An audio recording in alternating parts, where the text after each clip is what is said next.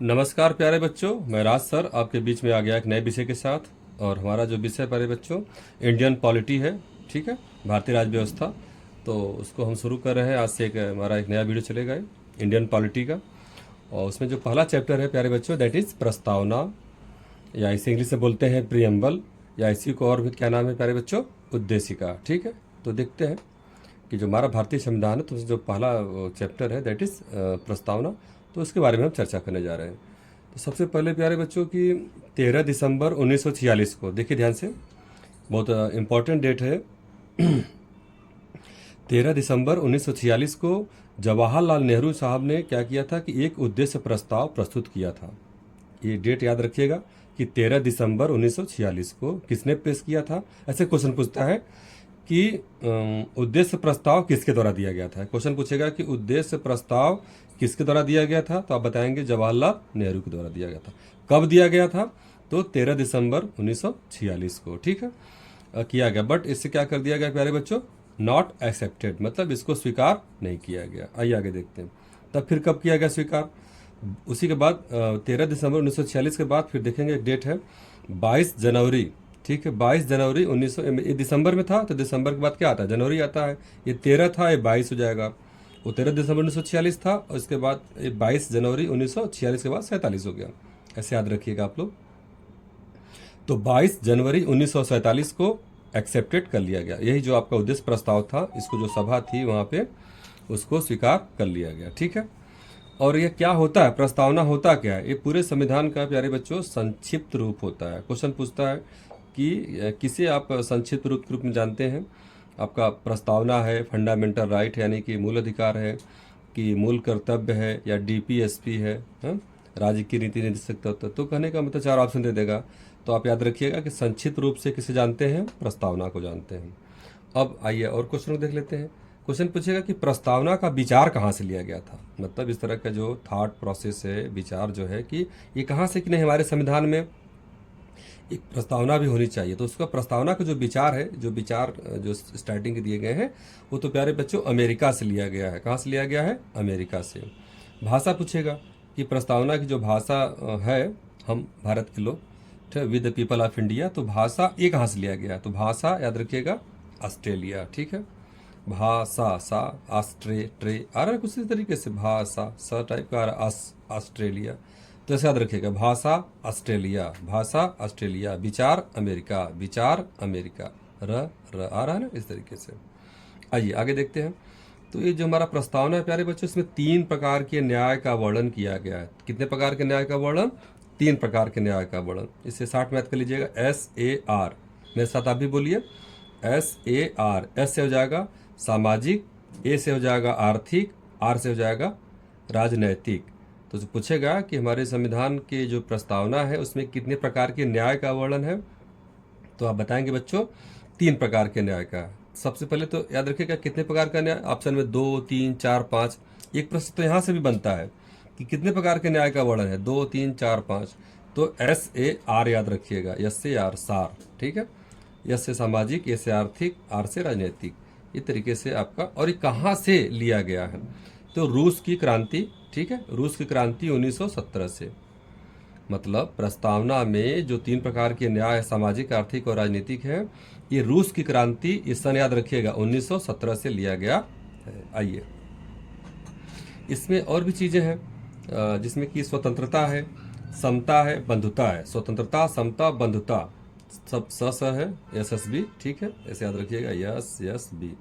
स्वतंत्रता, समता और बंधुता, ये तीनों कहाँ से लिए गए हैं, ये फ्रांस की क्रांति से लिए गए हैं। तो कन्फ्यूज मत होइएगा, जब न्याय की बात आएगी तो रूस से और 1917 से। और जब स्वतंत्रता, समता, बंधुता की बात आएगी, ये कहाँ से लिया गया है, तो आप बताएंगे फ्रांस की क्रांति से लिया गया है। कहाँ से क्रांति से, फ्रांस की क्रांति। कितने सन में, 1789 में, 1789 है ना, एक पहले लिख लीजिए आप, और फिर 789 फ्रांस, ठीक है, 1789 में। और वो क्या था, 1917 में। पहले वाला रूस से, दूसरा का वाला फ्रांस से। प्रस्तावना का ये हमारे जो ये थे महान व्यक्तित्व थे, तो उन्होंने प्रस्तावना को कुछ अपने तरीके से डिफाइन करने का भी प्रयास किया। जैसे कि प्रस्तावना को पूछता है कि जन्म कुंडली है, मतलब किसने कहा था। प्रस्तावना एक प्रकार की जन्म कुंडली है, तो जन्म कुंडली है, किसने कहा था, तो आप बताएंगे के एम मुंशी ने, के एम मुंशी इनका नाम है, मुंशी जी, ठीक है।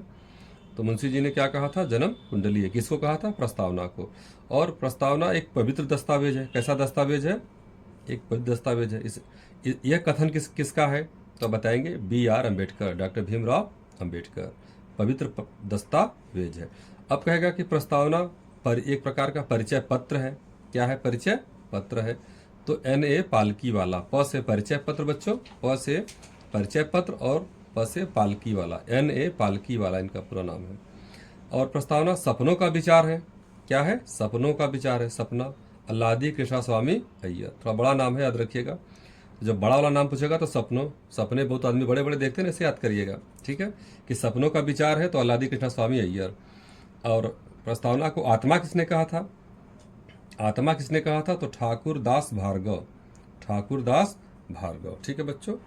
ये इस तरीके से, और इसमें अल्लादी कृष्ण स्वामी जो थे ये आपके प्रारूप समिति के सदस्य भी थे, ठीक है। तो ठीक है प्यारे बच्चों, और जो हमारा प्रस्तावना है ये मूलतः इसके जो है कि 3 तत्व हैं, ठीक है। तत्व जैसे स्रोत हो गया इसका स्वरूप हो गया, और इसका क्या हो गया, उद्देश्य हो गया, ठीक है। स्रोत, स्वरूप और उद्देश्य, ठीक है बच्चों। तो स्रोत के रूप में कौन सा जाना जाएगा, भारत की जनता। प्रस्तावना का जो आपका स्रोत है तो ये क्या हो जाएगा, इसमें भारत की जनता हो जाएगी। स्वरूप इसका क्या स्वरूप है, तो उसमें संपूर्ण प्रभुत्व संपन्न समाजवाद, पंथ निरपेक्ष और लोकतंत्रात्मक गणराज्य, ये सारी चीज़ें हैं। अभी इस पर चर्चा भी नीचे करेंगे डिटेल में हम। उद्देश्य इसका क्या है, उद्देश्य में न्याय के बारे में है, स्वतंत्रता के बारे में है, समता के बारे में है, एकता और अखंडता के बारे में है, ठीक है बच्चों। तो इस तरीके से आइए हम देख लेते हैं, ये सारा चीज़ उसका डिटेलिंग है प्रस्तावना का। और इसमें देखिए स्वरूप की बात, जैसे स्रोत के अंदर भारत जनता हो गई, और स्वरूप में दिया है संपूर्ण प्रभुत्व संपन्न दिया हुआ है। तो अब इसका मतलब क्या होता है, एक्चुअली जो हमारी पॉलिटी है इसकी जो शब्दावलियाँ हैं प्यारे बच्चों, ये आपको याद करना या समझना बहुत ही जरूरी है। बिना उसको समझे आप क्वेश्चन सही से नहीं टैकल कर पाएंगे। तो संपूर्ण प्रभुत्व संपन्न की बात आ गई। तो संपूर्ण प्रभुत्व संपन्न में इसका मतलब होता है कि वह देश जो अपना बाह्य और आंतरिक फैसला स्वयं लेता है। कहने का मतलब है कि वह देश जो अपना बाह्य और आंतरिक फैसला, बाहर बाह्य का मतलब जैसे कि विदेशों से, अमेरिका से, चाइना से या कहीं से, कि उनके प्रति अगर कोई बात करनी है तो क्या उसका कोई हमको या हमसे मित्रता करना चाहते हैं तो क्या स्वीकार करें या अस्वीकार करें, ये फैसला। और आंतरिक फैसला मतलब अपने देश के अंदर हमें किस राज्य के साथ कैसा काम करना है, क्या नहीं करना है, किसी और की सलाह से लेकर काम करना है। तो ये जो इंडिया है, भारत है, तो ये संपूर्ण प्रभुत्व संपन्न है। जैसा कि नाम से मालूम है, संपूर्ण मतलब पूरा, प्रभुत्व मतलब अपना खुद का प्रभुत्व रखता है, और संपन्न है। तो वह देश जो अपना बाह्य, आप इसे याद रखिएगा, बाह्य और आंतरिक फैसला स्वयं लेता है। 3 बातों का याद रखिएगा, बाह्य फैसला, आंतरिक फैसला, किसी के कहने पर नहीं, स्वयं फैसला लेता है। तो इसको बोलते हैं संपूर्ण प्रभुत्व संपन्न। आशा करते हैं आपको समझ में आ रहा होगा। नेक्स्ट है समाजवाद। इसी में क्या है, समाजवाद। समाजवाद का मतलब क्या है, ये समाजवाद प्यारे बच्चों गांधी और हमारे जो नेहरू हैं इनके समाजवाद से संबंधित है, ठीक है, कार्ल मार्क्स के नहीं है। तो आइए अब इनका समाजवाद क्या, अच्छे से आप लोग जानते हैं, अहिंसा। गांधी जी किसकी बात करते थे, अहिंसा की, और अंतिम व्यक्ति तक संसाधनों की पहुंच हो। समाजवाद का मतलब ही सिर्फ समाज से नहीं है। यहाँ पर गांधी और नेहरू जी ने जो सपना देखा था भारत के प्रति, इनके समाजवाद का वर्णन आपके प्रस्तावना में किया गया। तो हमारे समाज में कैसी छवि होनी चाहिए, लोगों की अहिंसा की रूपी होनी चाहिए। और अंतिम जो भी हमारी इंडिया गवर्नमेंट करती है तो अंतिम व्यक्ति तक प्रत्येक प्रकार के संसाधनों का आपकी पहुंच हो, इस प्रकार के समाजवाद की बात करता है। और वंचित वर्गों की मुख्य धारा से लाने का प्रयास, सबसे बड़ा इंपॉर्टेंट यही चीज़ है कि जो भी वंचित वर्ग है, जो पिछड़े है, दलित है, अल्पसंख्यक है, तो इनको बेटा मुख्य धारा से लाने का प्रयास करता है। तो इन सब चीज़ों किसके अंतर्गत आते हैं, समाजवाद के अंतर्गत आते हैं। नेक्स्ट उसमें है पंथ निरपेक्ष। पंथ निरपेक्ष कहे चाहे धर्म निरपेक्ष कहे, इसका मतलब क्या होता है, राज्य या देश। देखिए पॉलिटी में आप याद रखिएगा, ऐसे हम लोग पढ़ते हैं कि देश, क्या पढ़ते हैं बच्चों, देश पढ़ते हैं। तो देश देश है, लेकिन पॉलिटी में अगर कहीं राज्य भी लिखा है, इस छोटी छोटी शब्दावलियां हैं, मैं आपसे रूबरू कराऊंगा। तो अगर बच्चों अगर कहता है राज्य, देश कहते तो आप समझ रहे हैं, आप पहले से जानते हैं देश। अगर राज्य भी कहता है पॉलिटी में, अगर राज्य भी कहता है तो राज्य का मतलब ही देश होता है। राज्य का मतलब मत समझिएगा कि उत्तर प्रदेश, मध्य प्रदेश, राजस्थान, इस तरह से, ऐसा नहीं होता है। तो ये राज्य या अब्लिक देश का कोई राजकीय धर्म नहीं होगा। पंथ निरपेक्ष कहने का मतलब है यहाँ पर कोई जैसे हिंदू राज्य या हिंदू देश, देखिए जहाँ पर हम राज्य बोलेंगे आप उसको देश समझिएगा, ठीक है। तो कोई राजकीय धर्म नहीं है, धर्म के रूप में तटस्थ है। इसका मतलब ये हुआ कि जो हमारा इंडिया है, जो भारत है, प्रस्तावना में लिखा है कि पंथ निरपेक्ष। तो पंथ निरपेक्ष का मतलब ये होता है कि इस भारत का, देश का कोई भी राजकीय धर्म नहीं है, नहीं कि ये हिंदू धर्म वाला देश है या राज्य है, या फिर तब क्या है भाई साहब, धर्म के रूप में तटस्थ है। तटस्थ का मतलब कि न हिंदू, न मुस्लिम, न सिख, न ईसाई, मतलब ऐसा कुछ नहीं, मतलब एक ऐसा है, ये तटस्थ के रूप में है। ठीक है, आइए अब तटस्थ इसमें है कि जैसे कि आपका अगर मुस्लिम कम्युनिटी है तो वहाँ जैसे हज को जाते हैं मक्का मदीना, तो वहाँ पर देखिए क्या सब्सिडी भी मिलती है। क्या मिलती है? सब्सिडी मिलती है।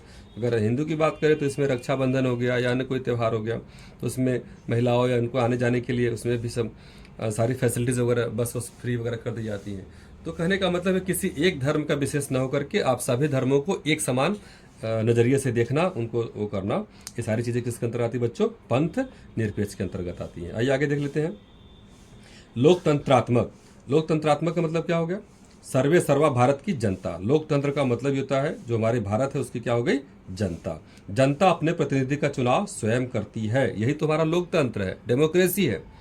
अगर डेमोक्रेसी कोई पूछे आपसे क्या होता है तो कह देंगे कि डेमोक्रेसी वह है कि जो भारत की जो जनता है यही आपकी डेमोक्रेसी है। मतलब अपना शासन प्रशासन जो भी है ये अपने स्वयं से, अपना प्रतिनिधि का चुनाव जब जनता स्वयं करती है तो उसी को बोलते हैं डेमोक्रेसी। नहीं कि अभी आगे और भी चीज़ें आएंगी।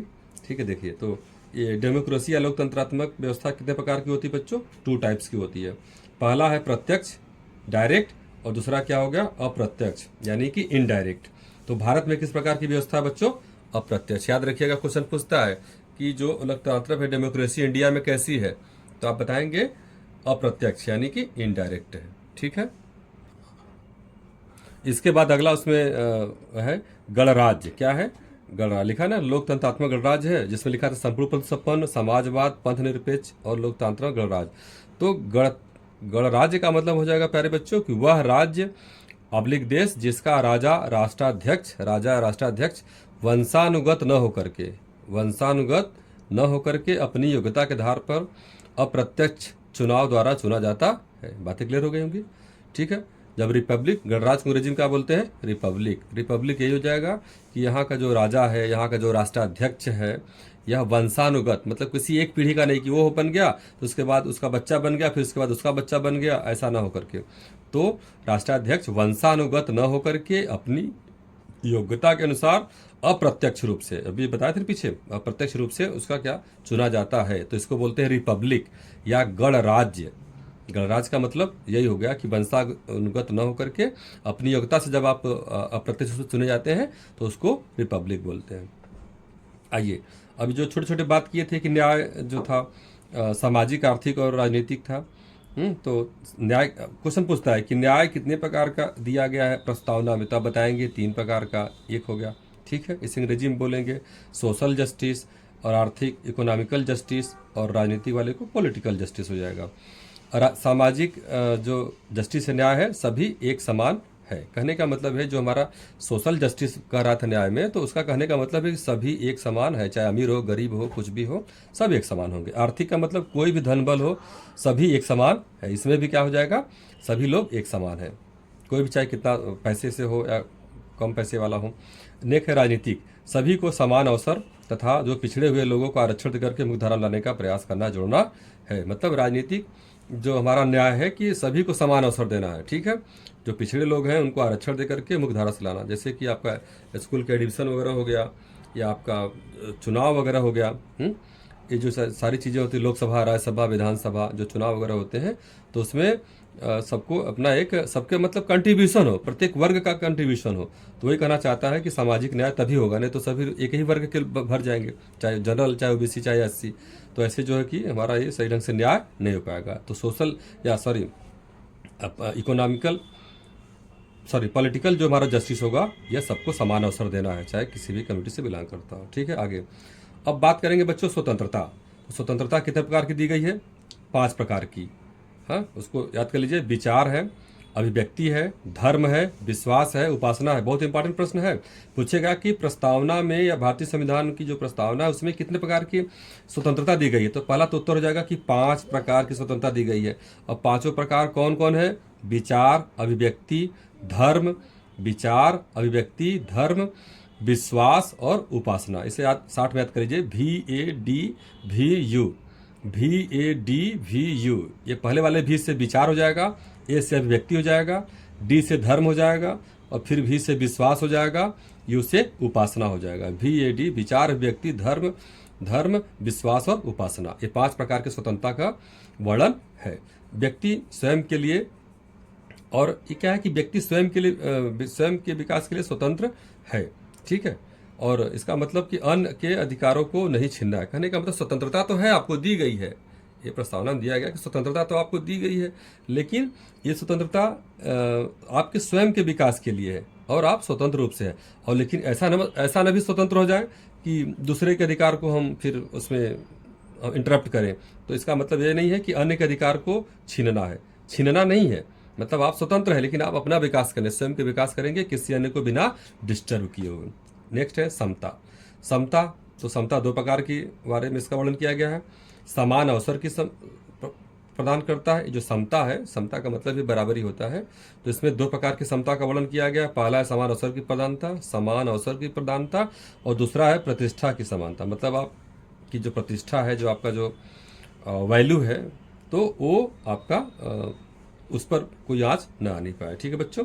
आइए थोड़ा सा और बचा है बेरूबारी केस। ये जो प्रस्तावना है कि पहले तो एक क्वेश्चन याद रखिए कि बेरूबारी केस कितने सन में? बेरूबारी केस पंजाब में एक जगह है बेरूबारी, उसके बारे में एक केस हुआ था। कितने सन में? 1960 में।